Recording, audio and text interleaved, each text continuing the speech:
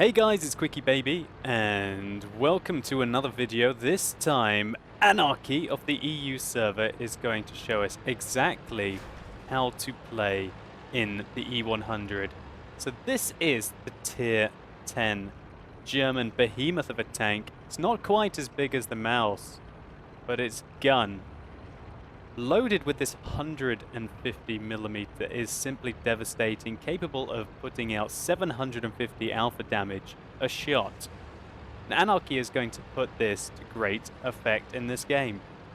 Now when we look at this as a matchup for the E100, it's very favourable. He is one of only 3 tier 10 tanks on either side. And as the E100 is a very heavily armoured vehicle, it does do exceedingly well against lower tier tanks. That doesn't mean to say that it can't do well against tier 10 tanks as well. It's just generally tier 10 tanks will have much higher penetration, making it easier to penetrate the E100. Now when you're engaging this German behemoth, you really want to try and hit it in the lower plate. It's an easy penetrating shot against this tank. And Anarchy there puts in his first shell to the T-54. Unfortunately, it bounces. Now he sees an ISU-152, a tier 8 tank destroyer with ultra high penetration, easily capable of going through the E100's thick armor. Anarchy sees the IS-8 there and slams a 150mm shell right through the side of the tank, devastating it for 809 damage. And that tier 9 heavy has been reduced to 29% of his total health, albeit 2 minutes into the game. And shuts him down with the second shell.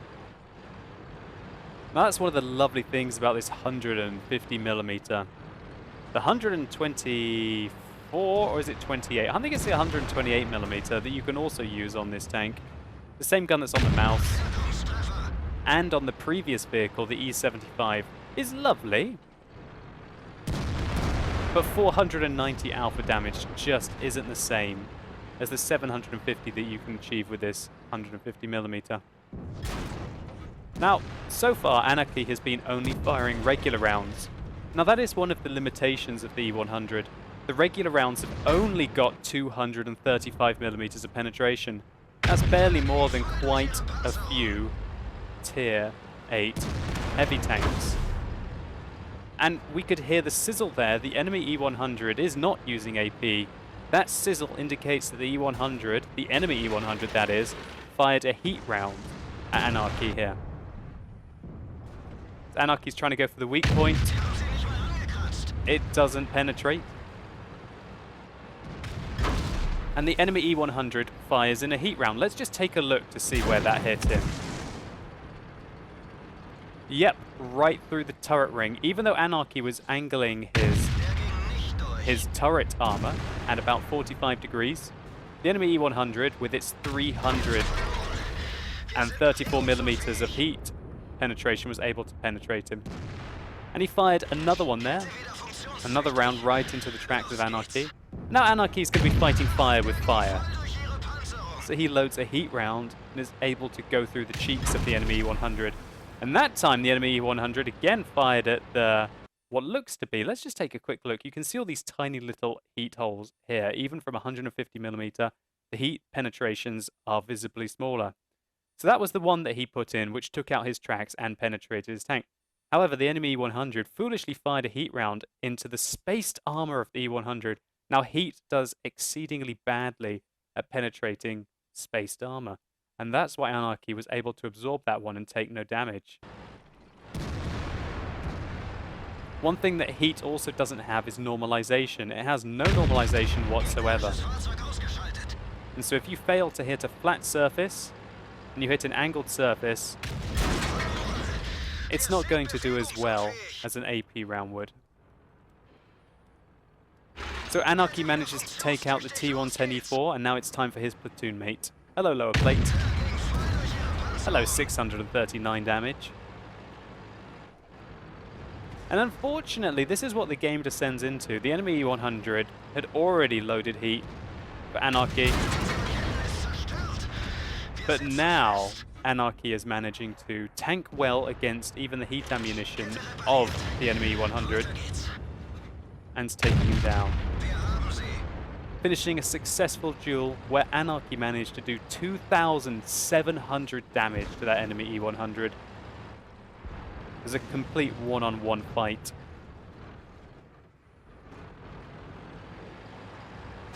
Now, I do admit that the premium rounds are fairly brutal, really, with the E100.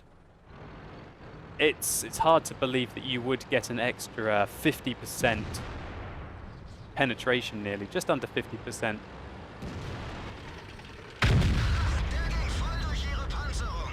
Now, while the AP rounds can still be very successful, they're really not competitive against heavily armoured tier 9 and 10 tanks.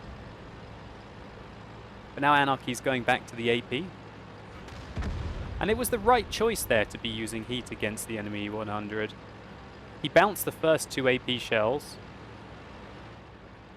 And if he'd continued to try and honourably use only the AP shells, it's likely that he wouldn't have been able to do 2,700 damage to the enemy 100 and come out with his life still intact. Oh, he spots a T-28 prototype, puts a good shot into his turret. Now he's angling his armor well. He absorbs a shot from a Ferdinand and a Waffenträger auf Panzer IV. But Anarchy really needs to be thinking about the fact that there are 2 very dangerous American artillery. And there's one of them. Huge, huge, huge caliber guns on those artillery. That T-92 and the M53-55 are capable of one-shotting Anarchy if they manage to hit him flush. Even splashing nearby manages to take both of his tracks off and deal 100 damage. Now it'd be interesting to know, Anarchy, if you watch this video back, please do let me know if you were using a spall liner, a super heavy spall liner in your E100. Be nice to know if you were to absorb some of the damage from that artillery or not. Anarchy is doing some really good work here. Not only is he weathering the storm from 2 artillery, he's keeping a Waffenträger auf Panzer IV in place after successfully killing the Ferdinand and maiming the T-28 prototype. Now the Waffenträger seems to be more cautious. He wants to flank around, but luckily there was a T-32 that was holding the flank. And I just missed the kill there on the T-28 prototype, but that was a great shot in. I was highlighting the fact that there was a T-32 to the south that was preventing the Waffenträger from flanking. However, the T-32 was just killed by the Waffenträger. And so Anarchy really needs to be afraid of that Waffenträger auf Panzer IV, who is also using 150mm. He's basically got the same gun that Anarchy does. And taking one big hit from that 150mm will really put the pressure on him.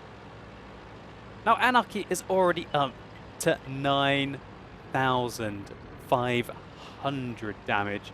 That's simply incredible in an E100. Fantastic round for him so far. And he is rocking and rolling.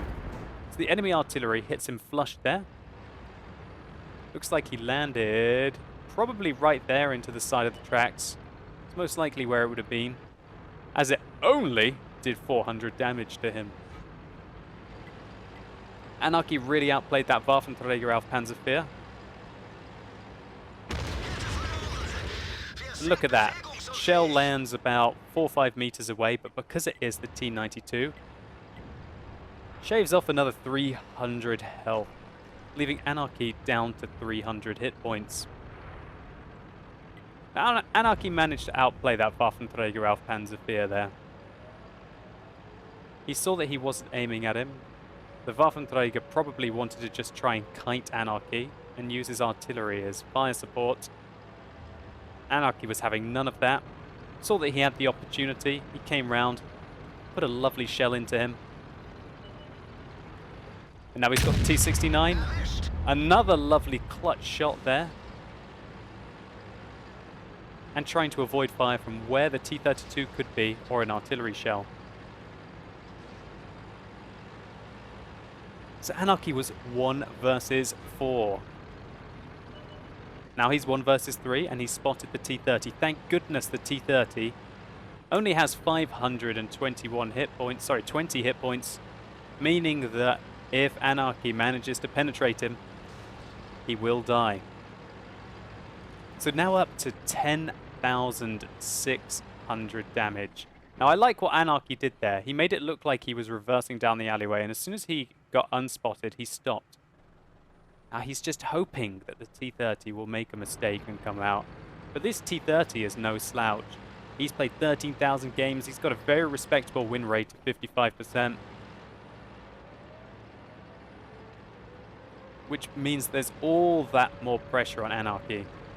Now, if I was Anarchy in this situation, I'd be very worried about a T-92 or an M53 rushing me. But holy crap! Anarchy just managed to shut down that T-30 there. What a brilliant result. The T-30 is going, what? In the chat. I really don't think he expected that.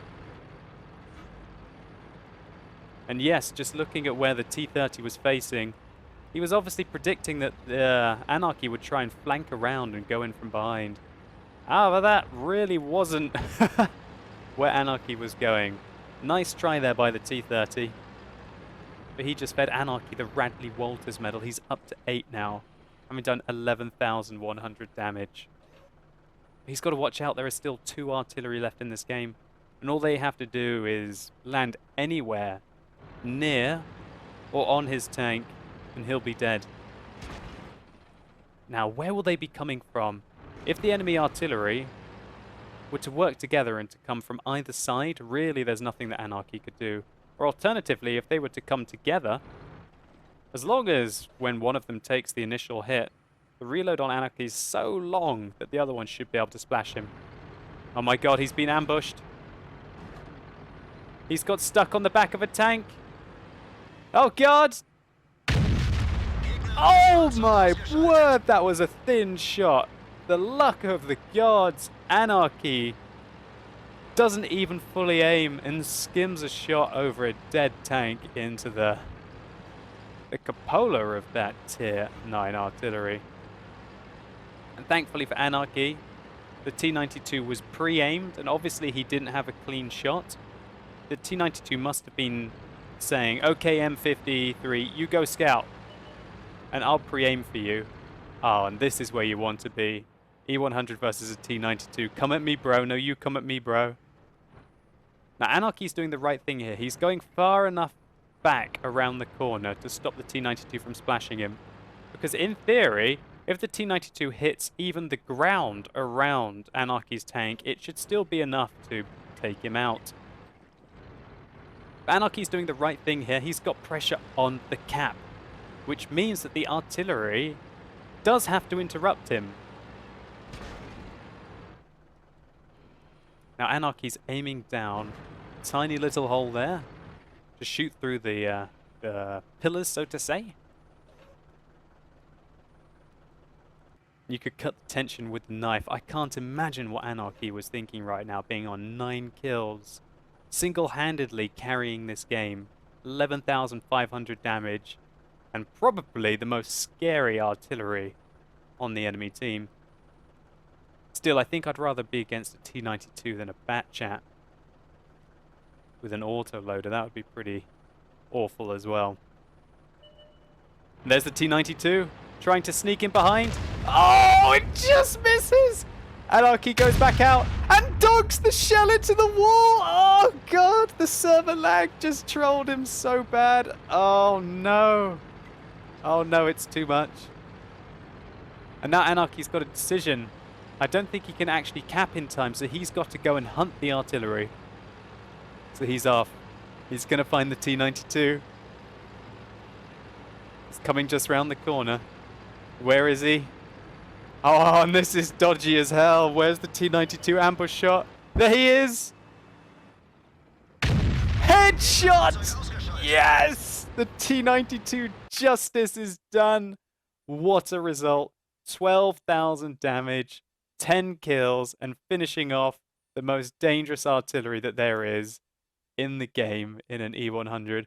What a fantastic result for you, Anarchy. This was an absolute behemoth round to match the kind of caliber the E100 has. There's an absolute graveyard around this church on the Lakeville map. I was really impressed as to how you held your nerve in that tense situation, especially when you were behind the buildings just over here and not really panicking and trying to make a dash towards one of the 3 tank destroyers that had you locked down, or even the 2 artillery. Thank you so much for this replay. It was completely awesome, and it was an absolute pleasure for me to watch. So let's just take a quick look at the post-game stats. So this game was from the 20th of June. It's still very fresh, and this was 38,000 WN8. One of the greatest replays of all time that I have seen.